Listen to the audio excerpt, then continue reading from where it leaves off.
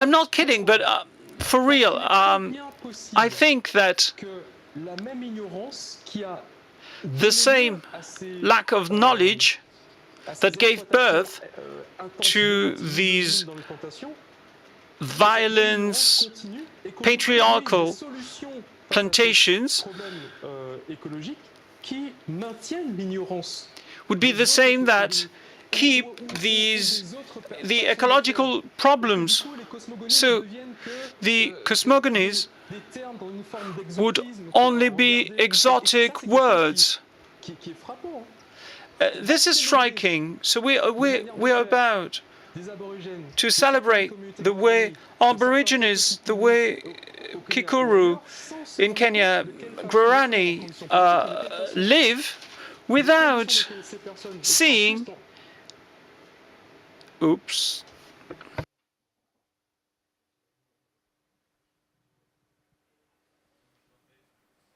On a un petit problème de connexion, non? Apparently there is the connection has been lost.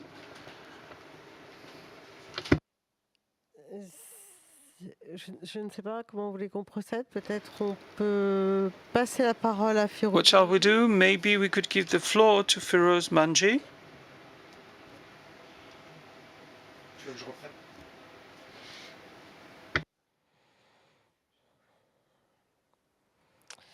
Donc on a un petit problème. We've got a technical issue. I'm sorry. Technique.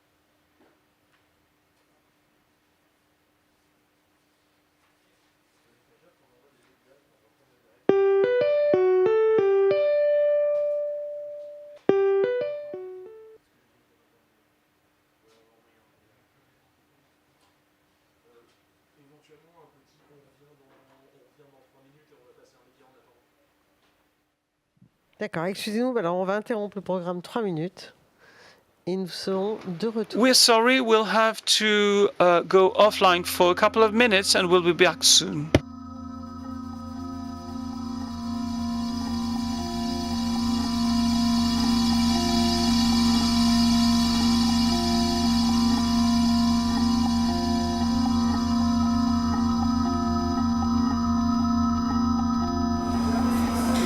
L'objet auquel j'ai pensé et que j'ai apporté, au moins pensé, c'est donc une reproduction d'un artiste chinois. En fait, j'ai ramené cet objet-ci, qui n'est pas réellement un objet, puisqu'en fait, c'est un morceau de bois qui provient d'un arbre qui s'était abattu à la campagne en Normandie. Dans la tradition chinoise de représentation de paysages, qu'on appelle le shan shui.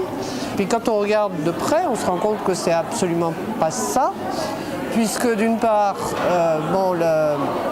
le shan shui c'est peint, là ce sont des photographies, c'est un montage de photographies, et en fait ce qu'on prenait pour des montagnes, des rochers, des arbres, de la végétation, en fait c'est des maisons, enfin c'est des constructions, et généralement, en plus, des constructions qui ne sont pas achevées. Alors, on ne sait pas si on les a laissées en ruine ou si elles ne sont pas terminées.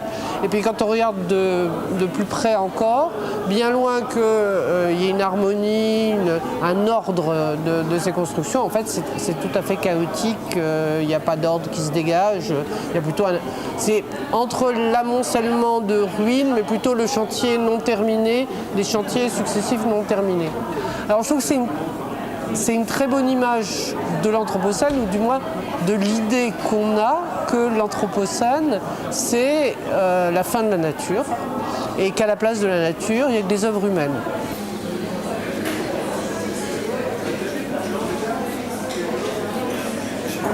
C'est pas du tout une vision optimiste, puisque pour deux raisons. D'une part, ce que j'ai déjà dit, c'est-à-dire l'absence d'ordre, le caractère non terminé, le fait aussi qu'il n'y a pas d'humains, que ce n'est pas habité, que ce sont des cités, donc on ne pense qu'à des hommes, mais c'est des cités dont les hommes disparaissent. Donc l'idée qu'on a en voyant ça, c'est que si on perd la nature, on perd l'humanité aussi, que donc on n'est pas venu à bout de la nature, de quelque chose qui nous gênerait, mais que finalement l'Anthropocène, c'est ce processus qui fait ou qui ferait qu'en artificialisation de la nature, nous perdons ce dont nous avons besoin pour vivre. Ça donne l'idée de ce qui nous fait peur dans l'Anthropocène plutôt que de la réalité de l'Anthropocène. À la fois ça nous fait peur, et en même temps, on peut se dire, bon, qu'est-ce qu'il y a, puisque si on se rend compte que c'est faux, qu'est-ce qu'il faut qu'on fasse pour empêcher ça soit de plus en plus ça l'horizon du monde dans lequel nous vivons. Donc c'est pas une image exacte de la réalité, c'est une façon de réfléchir à la réalité.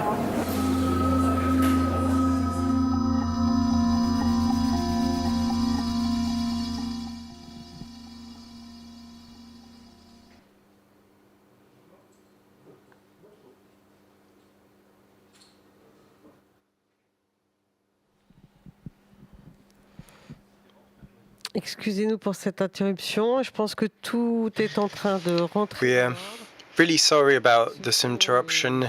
Everything is back under control. That's probably because of the technology. And so as far as I'm concerned, I am in Lyon. Malcolm Ferdinand is in Paris. Nnimmo Bassey is in Nigeria. You know, there are a lot of people around the world. So I'd like to finish my presentation with this, so to speak, joke about the use of the word Anthropocene.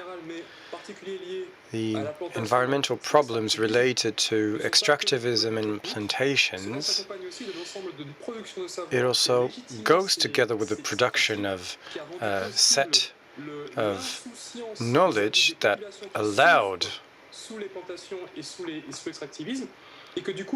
the fact that the people suffering from these facts were not aware of what was happening.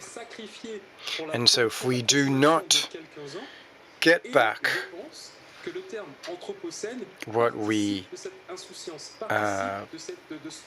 what is required to fight against these elements, well, I think that this is something that will go together with the Anthropocene, and I think that this is absolutely crucial. Otherwise, the word Anthropocene will not comprise everything it needs to comprehend. Well, I think you're absolutely right, and that's probably the way we should introduce these topics and to coin new terms. We've talked about Plantationocene, we've talked about Capitalocene. I think it's a very open way to get into the topics. Thank you very much, Malcolm Ferdinand. So our last guest is Feroz Manji. So you teach in Canada and you're an activist and you have a lot of experience in human rights, in health, and you've also published a lot of books, and you also part of the Daranja Press publishing house. So you now have the floor. Good afternoon or good morning. Thank you, everyone. It's thanks to the organizers for inviting me, and a special thanks to Nnimmo for persuading me to join. A real pleasure to meet you, Malcolm and Christina. I think you've raised a number of issues which I'd like to try and develop. I completely agree that we have to abandon this term Anthropocene, because the vast majority of humanity has had no role in the destructions that we see today. So I would like to speak to the issue of Capitalocene. And for me, plantation and extractivism are two sides of the same coin. And I think we have to understand that very fundamentally, because since the emergence of capitalism, these two features have been fundamental, both in the emergence, birth, and continuity of capital as imperialism, as colonizer, as neo-colonizer.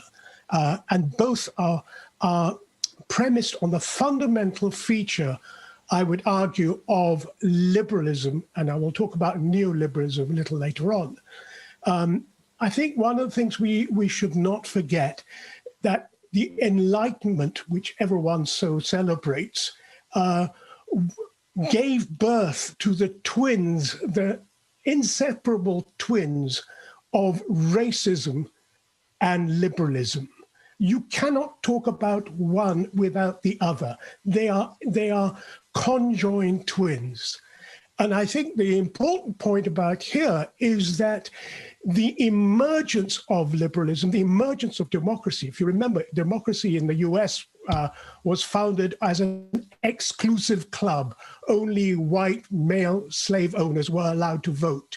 And every gain since then has been a result of the struggles of the mass of humanity against that. But what they created and what they continued was the creation of a sacred zone, their zone, and the sacrifice zone where the rest of humanity was condemned.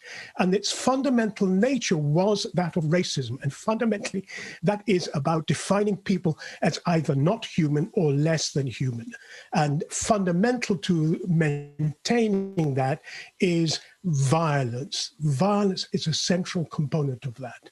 If one looks at that history of the emergence of capitalism, you see the genocide of populations in the Americas and the Caribbean, and the god of extractivism, of gold and silver, and so on. And eventually, such levels of exploitation led to effectively a loss of labor for the minerals and the plantations of sugar, tobacco, cotton. And so that was the rationale for the enslavement and shipping of Africans to the Caribbean and the Americas. That was an extractivism of humans. Let's be clear about that. So we don't try and separate these two phenomena.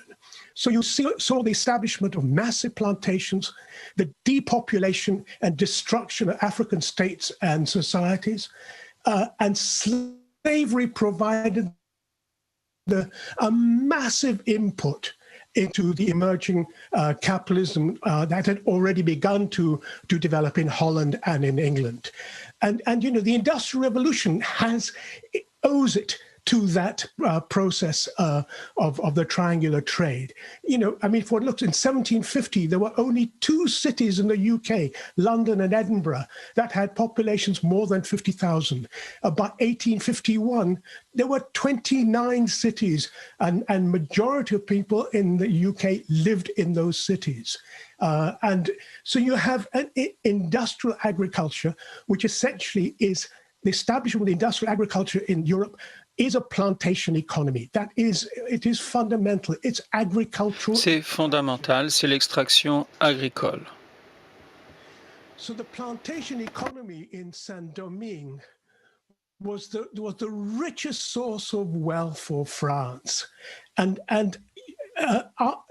you have a population there, most of whom came from what we call today Congo and Angola, who carried out the first successful revolution, 1791 to 1804, a slave revolution that led to the establishment of Haiti over the defeat of the Spanish, the French, and the British.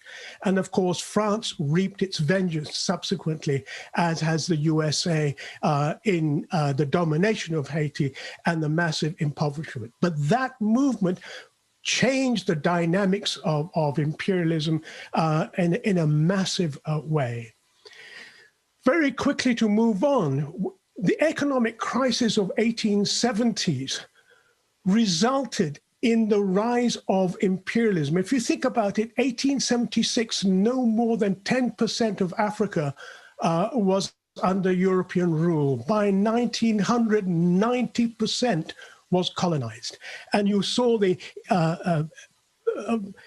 expansion of extractivism, which was reflected in this inter-imperial rivalry and the emergence of the First World War and the massacre of millions. And people forget that many of those millions came from Africa, if not also from other parts of the colonized world.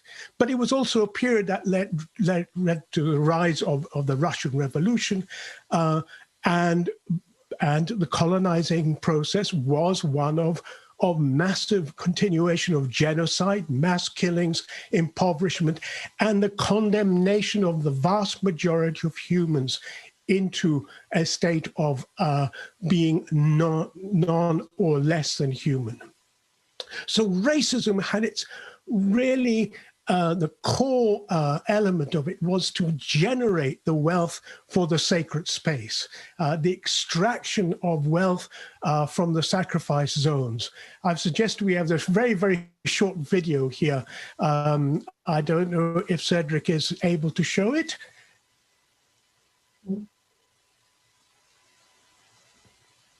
I did send you the video, but not to worry, we can continue. The third world is not poor. You don't go to poor countries to make money. There are very few poor countries in this world. Most countries are rich. The Philippines are rich. Brazil is rich. Mexico is rich. Chile is rich. Only the people are poor. But there's billions to be made there, to be carved out and to be taken. There's been billions for 400 years. The capitalist European and North American powers have carved out and taken the timber, the flax, the hemp, the cocoa, the rum, the tin, the copper, the iron, the rubber, the bauxite, the slaves, and the cheap labor. They have taken out of these countries. These countries are not underdeveloped, they're overexploited. Here. And I think that's precisely the issue, that we saw that the purpose and the perpetuation of racism is about the extraction of wealth and the condemnation of humanity. Let me move on to the next story, as it were, in the emergence of capitalism, was the Second World War, again, and a reflection of the inter-imperialist rivalry, which gave rise at the end of that period to the rise of the anti-colonial movements. I think we tend to forget that that was also a period when we saw the successful revolutions in China, the defeat of the French, and then the Americans in Vietnam, the Cuban Revolution, and so on and so forth. What we what we saw across much of the colonial world was the rise of independence, so-called. But that independence was fundamentally, albeit with a slight change in the degree of sharing of the profits, a continuity of plantation and extractivism, and the support from the Europe, Japan, and the US of despotic regimes where any semblance of democracy was to rise. We have a whole catalogue of people, leaders who have fought for liberation being assassinated. But we also saw in that same period the emergence in Europe and indeed in the USA with the New Deal, the establishment of social democracy, essentially buying the corporation of the northern working classes through its unions and so on, where they get some of their share of the profits which were extracted by transnational corporations working across the global south. But we then saw the rise of an economic crisis in the 1970s. People often talk about it much later than that. But as Samir Amin points out, it was precisely 100 years after the economic crisis of the 1870s that we saw the beginning of that crisis, and which was spurred on by the devaluation of world currencies, but essentially the delinking of the dollar from the former gold standard. And this gave rise to the dominance, I would argue, of a new form of liberalism, that is to say, neoliberalism, which was a continuity of that fundamental premise of liberalism, that its twin is racism, that it is about the creation and exacerbation of a sacrifice zone to which most of humanity is being thrown. And all the gains that have been made through the struggles, democratic struggles of people across the world, are being gradually eroded under the premise of neoliberal capitalism. And so you see this great growth of the sacrifice zones. And it was a period in which there was a reduction in the rate of profit in the productive sectors, coinciding with an unprecedented level of financialization, centralization, and concentration of capital. I mean, today there are what, 700, 800 transnational corporations which own and control more or less everything that we do or wear or drive or live on. And that is the situation that we are faced. And we see an increased exploitation of labor in these sacrifice zones. And let's be clear, you know, the exploitation of labor is a form of extractivism. It is the extraction of surplus value that they are producing. And so we see the large growth of plantations.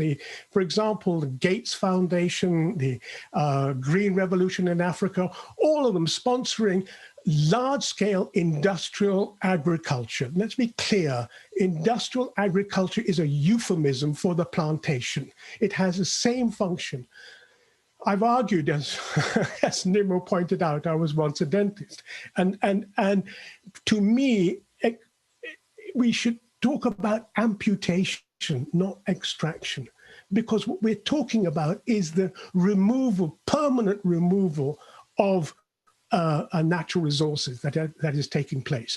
And I would argue that plantation agriculture, industrial agriculture, is doing the same because it cannot sustain it without inputs of fertilizer, of pesticides, and so on and so forth, because it has kill the soil on which the plants have growth. And what we see here is that this whole process of plantations and extractivism, the large-scale establishment of industrial agriculture, the destruction of forests, has led to a situation where there's a major disruption of the normal cycle within those forests, with bats finding nowhere, no home, etc., and fly out to find other places to feed on. But at the same time, you have these monoculture plantations and a monoculture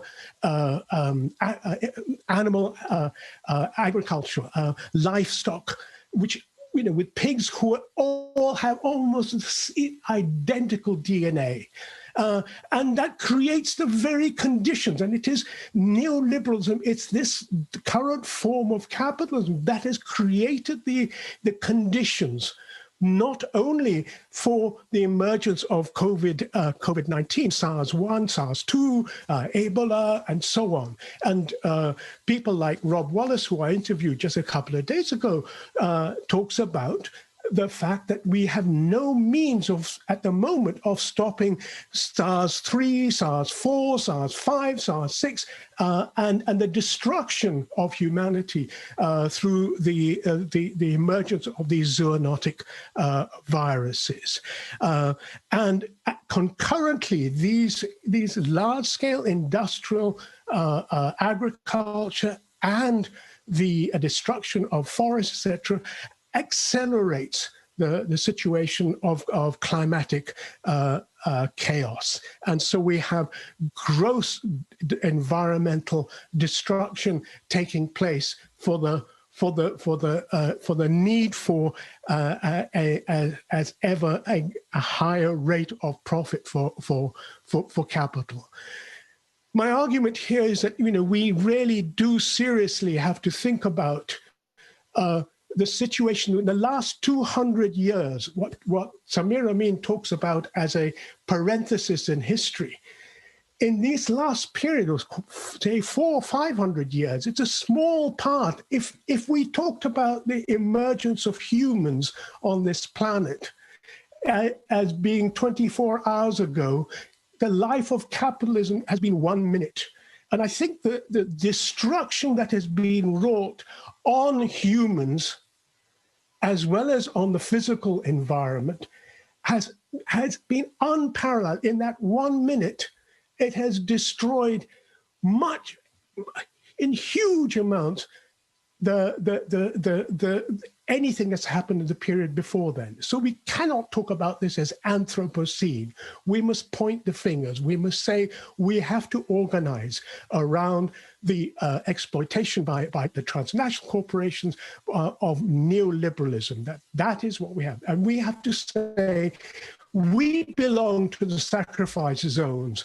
That is where the future change will come. Just as it was unbelievable in 1791 that slaves would organize and find victory, so I believe that we have to organize in a way in places where it is most unexpected, in the heart of the sacrifice zones. Thank you.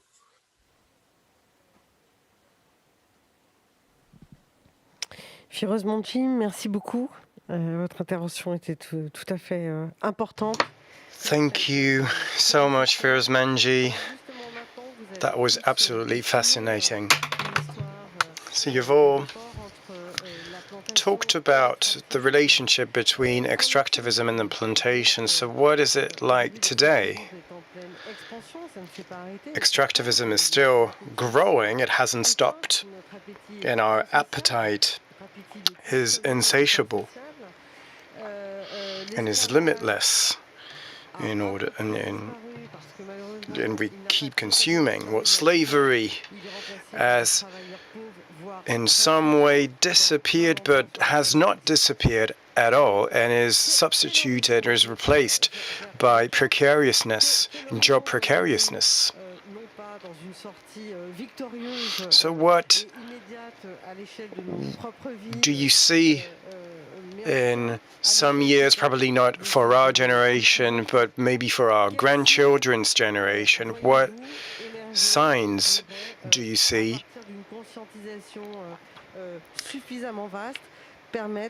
what could allow people to be more aware and to change, to deeply change things, and so that the planet keeps being stays our habitat. And this question is directed to the four of you.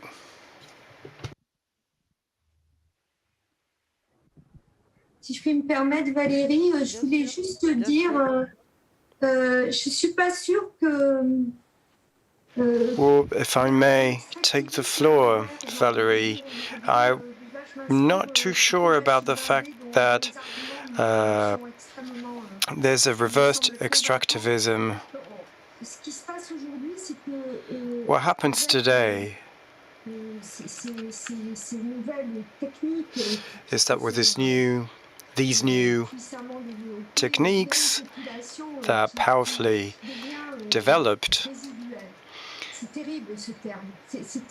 there's a part of the population that's marginalized, and that's absolutely terrible.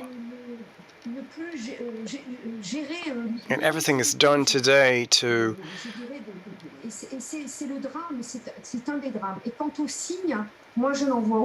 manage uselessness, and that's one of the dramas, and I'm a bit pessimistic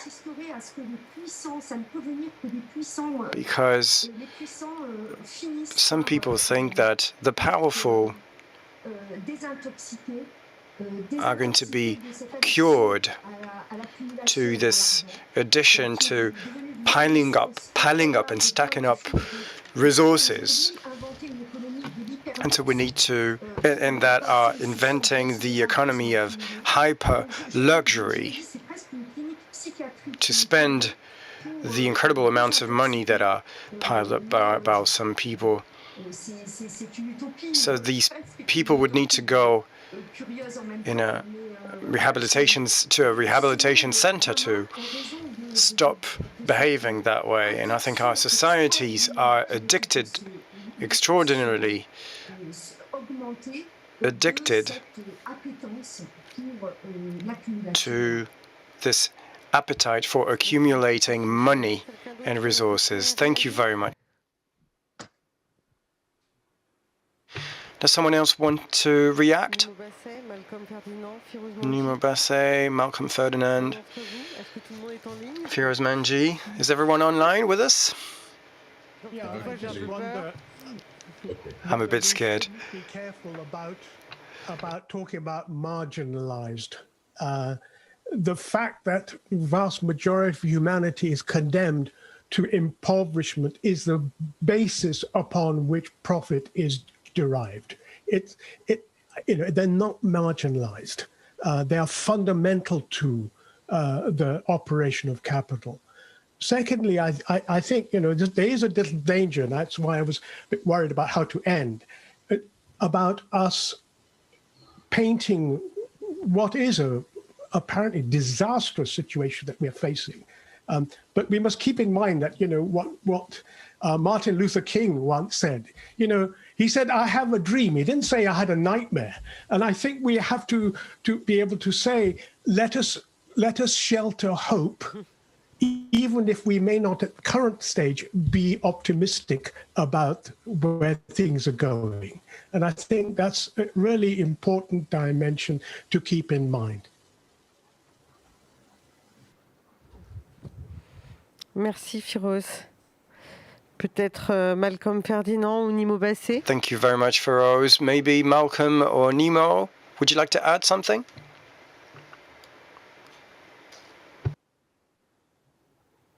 Malcolm, ton micro doit être... Oui, on vous entend pas. Voilà. Yeah. We couldn't hear you. Oh, no. Can you hear me now? Okay. Apparently it's working. Hope, espoir ou We hear you.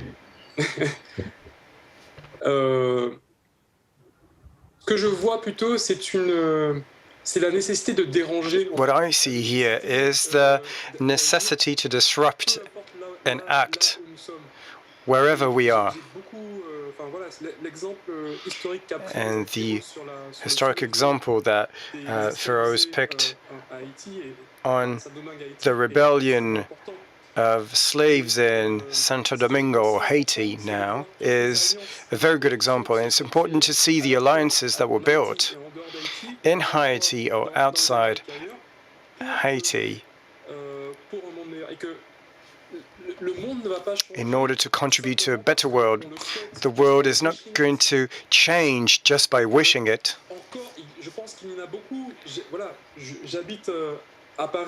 I live in Paris, you know, and I know there are a lot of violent things happening around us, and it's hidden.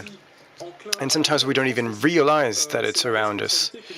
But it's our responsibility that we need to take here and anywhere else. So that's why I would like to encourage people to act. Thank you. Nnimmo, would you like to add something? And then we'll come to the Q&A session. Questions from the audience. Actually, just to say how much I appreciate the presentations and conversations that we've had so far.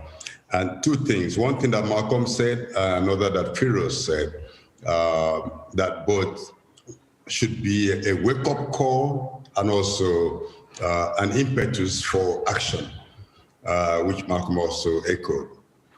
Malcolm said that, I just reminded everyone that imported foods are loaded with hidden violence.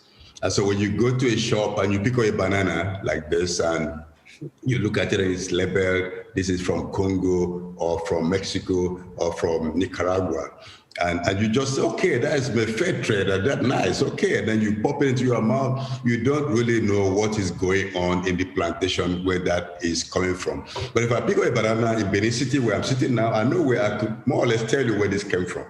I have bananas at the back of the office and we can just pick up this. So you know where you have a relationship to the food, relation to the culture, to the people who labor to produce it. But the industrial system, this embodies everything. This embowels everything. So that you look, everything looks clinical. The banana is straight, it's not bent. It's a particular color. You feel happy that you're eating this kind of stuff. But what is the hidden violence? And now the thing that gave me hope, I'm always trying to mine hope from every situation. And Firoz said that the solution or the resolution of the conflict we're having will come from the sacrifice zone. And I believe that because when I look at the sacrifice zones caused by mining, for example, in Niger Delta, where all the rivers, all the soils, the air is contaminated by petroleum resource pollution. When I think about Democratic Republic of Congo and all the rare air, the coltan, and all the gold, the diamond, all the that are extracted and the conflict going on there, and there's got to come a time where we all rise up and join hands and overcome the forces that have consigned people to live in sacrifice zones while others are living in safe haven. So the exploitation has got to the point where there must be a reaction. And this reaction would not be hidden in some corners. It's got to be global. And this is what we saw just before COVID-19. People coming on the streets, millions of people on the street across the world, fighting, marching for certain causes. There may have been some, maybe not very uniform. We don't really need uniformity and everything. What we need is to have an agreement that a system needs to be changed. Then we can find different strategies and tactics. And I feel very encouraged that those who are being stamped upon will not be stamped upon forever. And the time has come to rise and fight collectively.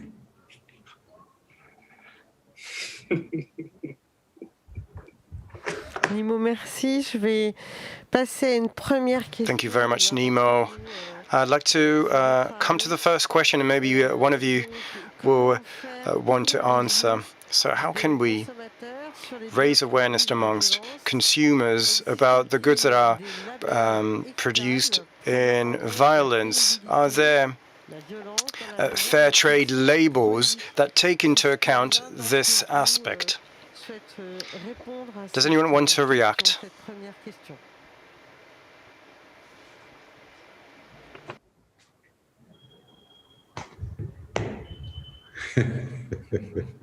Malcolm, vas-y. Thank you, Firoz. Je crois que il existe effectivement tout type de label, de certification. Mais I think that there are fair trade labels, but I don't think it's the only way we can act. It's not only about consumers. I think it's also about being conscious of what's going on, where things are grown or produced. And I was talking about this injustice case in the bananas in the French West Indies or in Martinique. How many people, what's the proportion of people who really tried to understand what is going on there? How many people wrote to the institutions or to the corporations that are responsible for this? It's not only about getting this fair trade label, it's about engaging and committing to trying to get to know and understand what is going on far away from where I live. So what you mean is that beyond consumers, the transmitters, or let's say that the scientists, journalists, are probably not doing their job in order to inform the major public on their choices and the choices they could make.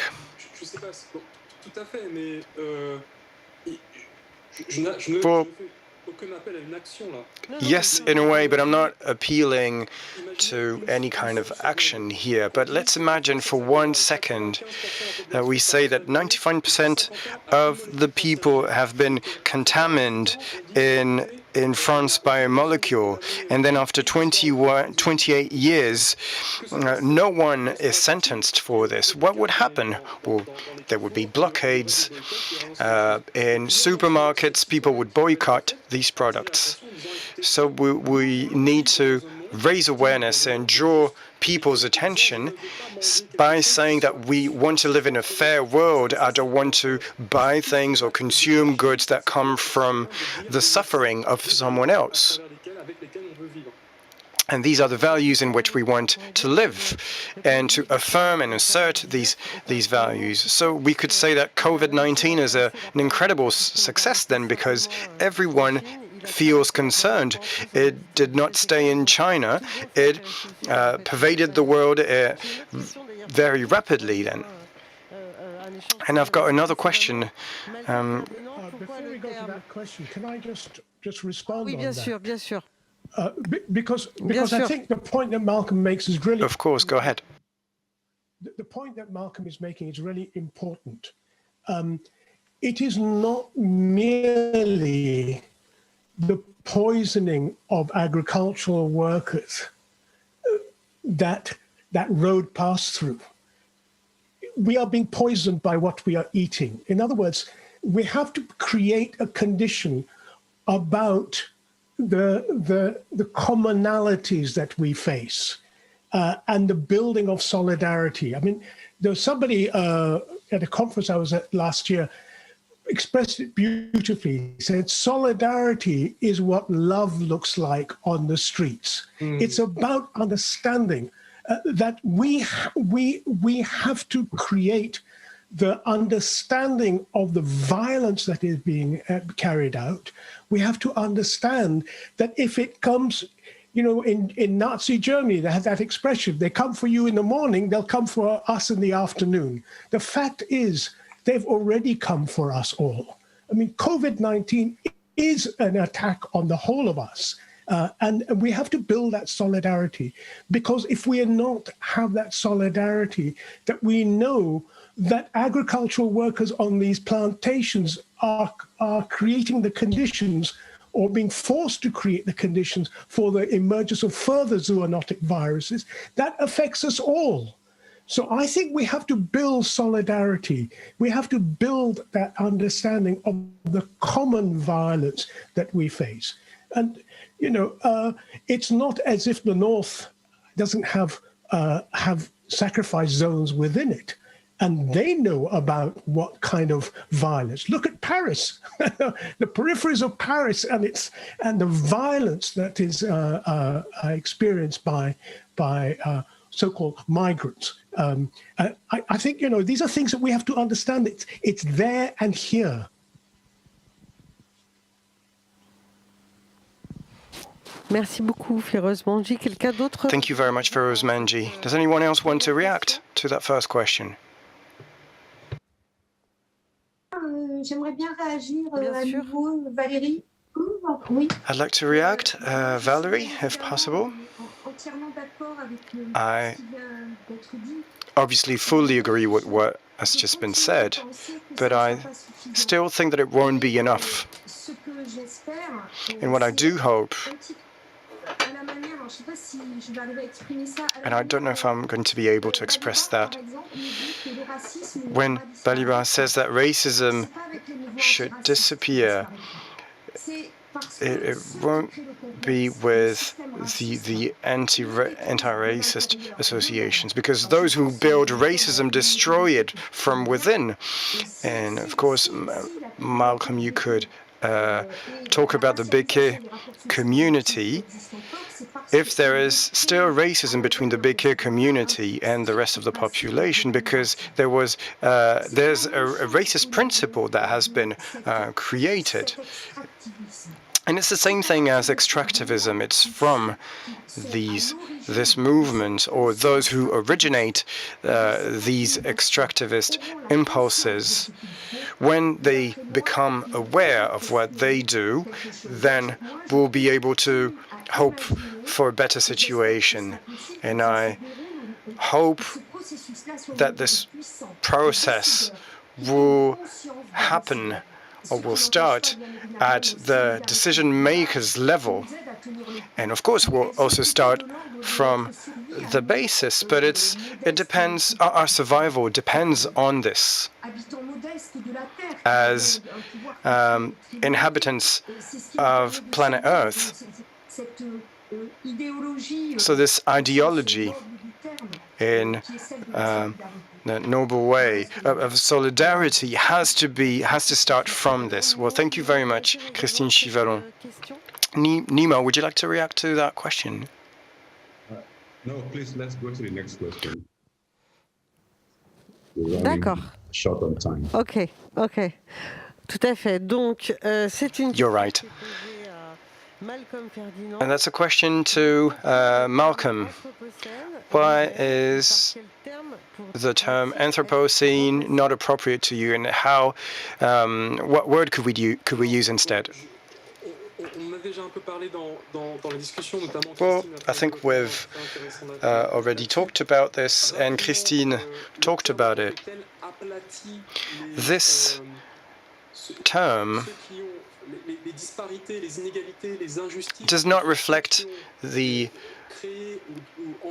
lack of equality and the differences between those who created these situations and those who suffer from them. So that's the story of anthropos, of mankind. And so by using this term, we forget and avoid all the nuances to this, you know, slavery, the difference, gender differences, etc. So coining one and only term to refer to this is probably not enough. But I think that instead of replacing the word, maybe we could have, you know, an array of words. Because today what's happening is that we have one word that represents everything.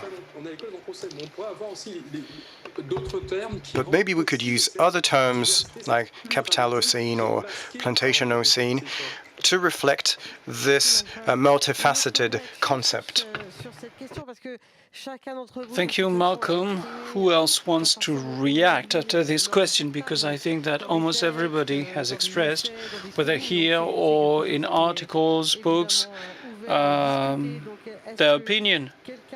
So, does anyone want to say something about this expression, the opportunity of using Anthropocene?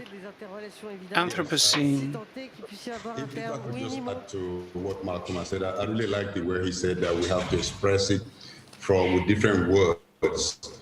And Firoz had mentioned it also, when we use the term, it provides an umbrella covering for all humanity, and everybody hides under the same umbrella. And then those who are really responsible, for example, climate crisis, it says from anthropogenic causes. That's the way it's defined. But who actually caused the problem? Who put over 80%? Who took up almost 80% of the carbon budget? This question is, all these issues are hidden when we have this one-size-fits-all kind of terminology that condemns all of humanity, whereas humanity is also part of the solution, and it's not everyone. Those living in sacrifice zones never place themselves on the slab to be slaughtered. So we have to find a way of putting our fingers or pointing our fingers where the harm is coming from. Merci, Nnimmo Bassey. Thank you, Nnimmo Bassey. Firoz Manji, maybe do you want to react? You've spoken about this semantic, this linguistic issue. It's more than a linguistic or semantic issue. It's a political one. When you organize, you're organizing to create a new world. You're not merely protesting at an existing one. And if we can't understand the politics of this, the politics of capitalism, it's not merely its economic functions, but its capacity to render us less than human and to condemn people to even considering themselves less than human. I think we have to be clear. For me, why I try to sort of map out that history of the rise of capitalism is to understand that even if some of those elements may have existed before the beginning formation of capital, it has exacerbated at a scale which is unprecedented. As I said, it has destroyed the world and humanity in that 1 minute in which humans have existed. And I think we have to say, let's be clear what we are seeking to do. And that means that if the new world we want to create, which we want to give birth to, has to address this, to say, who decides what is produced? Who decides how it's produced? Who decides who benefits? Who decides where it's done? Who decides? Who decides? Who decides? And I say, we must, the people of the sacrifice zones have to decide. It is they who will generate that new world. It won't be our so-called politicians.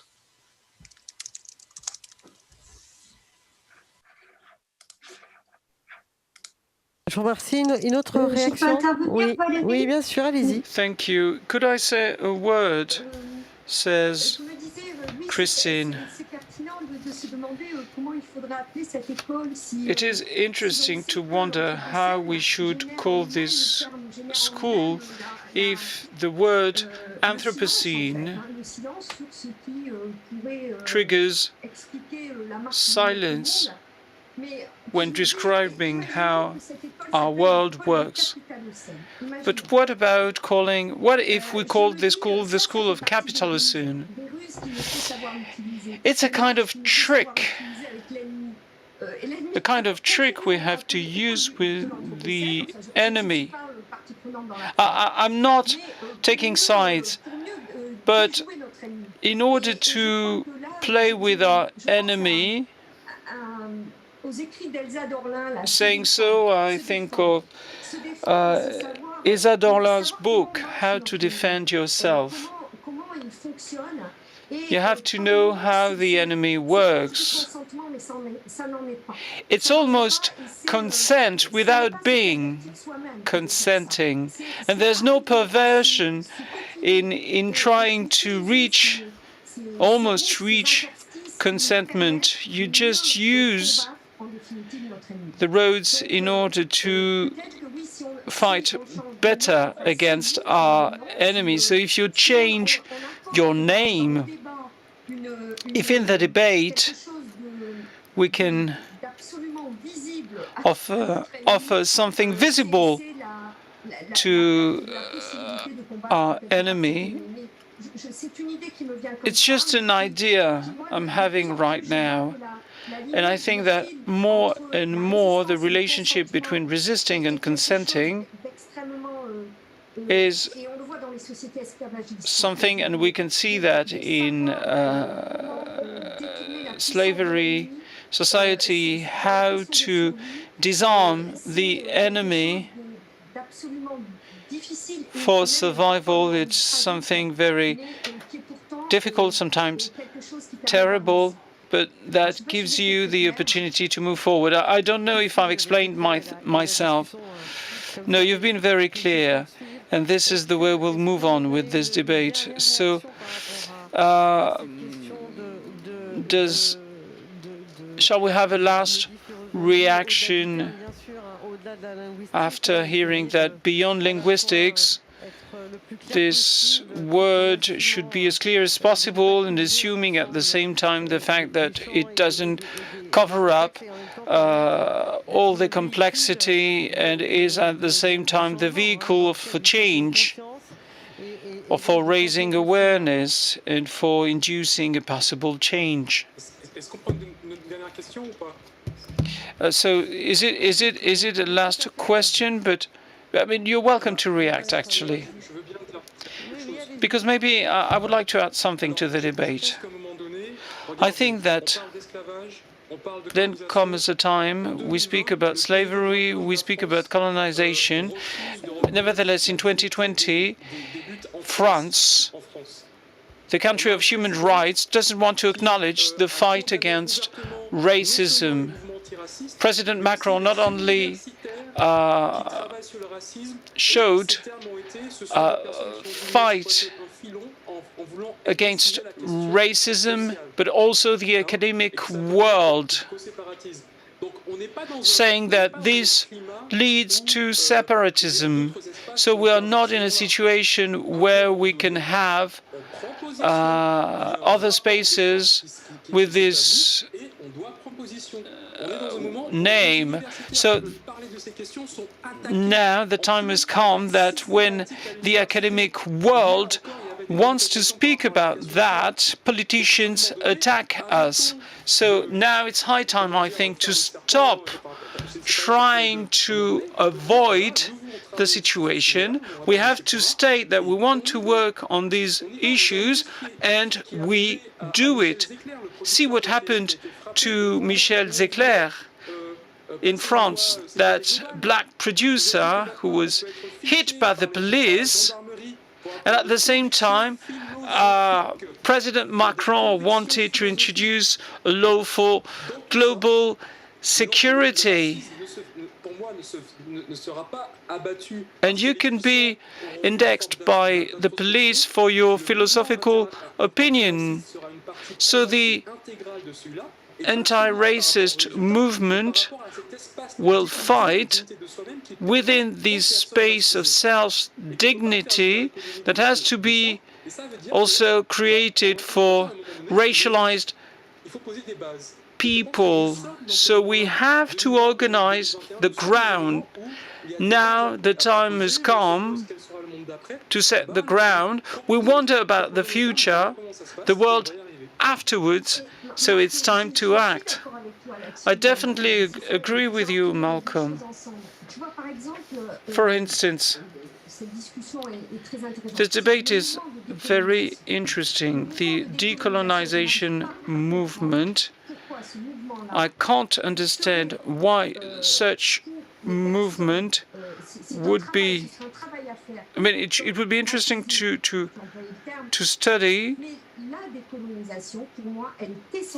Decolonization has to be understood, has to be accepted, and through your examples, we've understood decolonization has to do with the place of production and of colonial activity of the power.